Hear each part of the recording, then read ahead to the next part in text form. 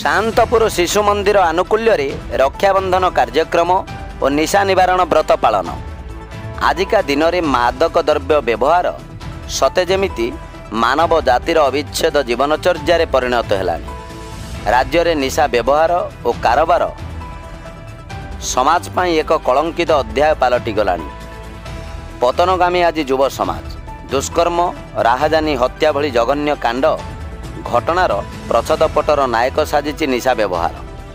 आज पवित्र रक्षाबंधन अवसर में आम ओडिशा और संवादर पूर्वतन संपादक सौम्यरंजन पट्टनायक आह्वान क्रमे संवाद पक्षर राज्य में निशा निवारण व्रत कार्यक्रम अनुष्ठित हेउअछि। एही परिसर में शांतपुर शिशु मंदिर पक्षर रक्षाबंधन सहित निशा निवारण व्रत कार्यक्रम अनुष्ठित हो जाइछि। नेमाल संवाद प्रतिनिधि वरिष्ठ सांबादिक क्षमानिधि पुजारी संयोजन शिशु मंदिर सभागृह परिसर में परिचालना कमिटीर सभापति फकीरचरण पुहाण सभापतित्व में एक सचेतना कार्यक्रम अनुष्ठित हो जाइछि। आयोजित कार्यक्रम में साहित्य साधक गाल्पिक सुलेखक डॉक्टर गोविंद चंद्र भूइया मुख्य अतिथि भाव जोगदेइथिबा बेले मुख्य वक्ता भाव में शिक्षाविद लेखक कार्तिक चंद्र दास जोगदेइथिले। अन्य निमंत्रित अतिथि मानक मध्य शिक्षाविद भैरव चंद्र जेना, हेमंत कुमार लेंका, अमूल्य कुमार महांती, कैलाश चंद्र दास, नवकिशोर दास, विचित्रानंद जेना, इंजीनियर आकाश भूइया, शिशु मंदिर प्रधान आचार्य शिशिर कुमार बिशोई जोगदे आजिका दिन में समाज रे मादक द्रव्य निशा केते मारात्मक और यह व्यवहार द्वारा समाज की अमंगल हेउछि ए विषय रे विस्तृत आलोचना करने सहित उपस्थित छात्र छात्री अभिभावक गुरुजी गुरुमा मानक सम्मुख रे आलोकपात करथिले। मंदिर गुरुजी सूरज चंद्र राउत, मिहिर कुमार जेना, भागीरथी बारी, राजीव लोचन महांती समेत समस्त गुरुजी गुरुमा पूर्ण सहयोग करुथिबार देखिबाको मिलिथिला। कौन कहबे आज पवित्र रक्षाबंधन उत्सव में आम ओडिशा बा साहित्य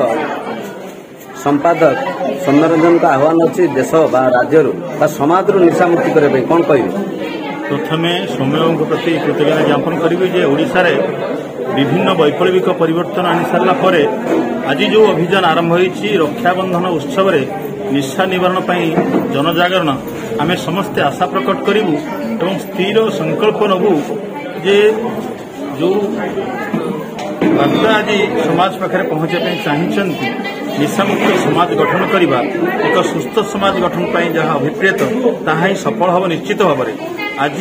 सरस्वती शिशु विद्या मंदिर शांतपुर जो आयोजन कर संवाद साहित्य घर आनुकूल्य शिशु मंदिर परिसर में एठी बहु अभिभावक अभिभाविका पिलाने उपस्थित अच्छा बहु बुद्धिजीवी उपस्थित अच्छा समस्ते वार्ता को निश्चित भाव पहुंचे आज जहाँ आम परिलक्ष्य करुचे आगामी काली ताहा परिलक्ष्य हम ना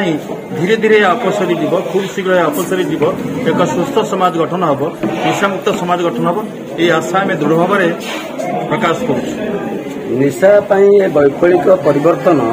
केवल जे कुनि कुनि छात्र छात्री मानक कतिरु आरंभ होगा आवश्यक ना समाज जो माने कथा कथित युववर्ग से आरंभ होगा वास्तव में कथार कहीदबा कम परिणत करवा होची नियारा कथा।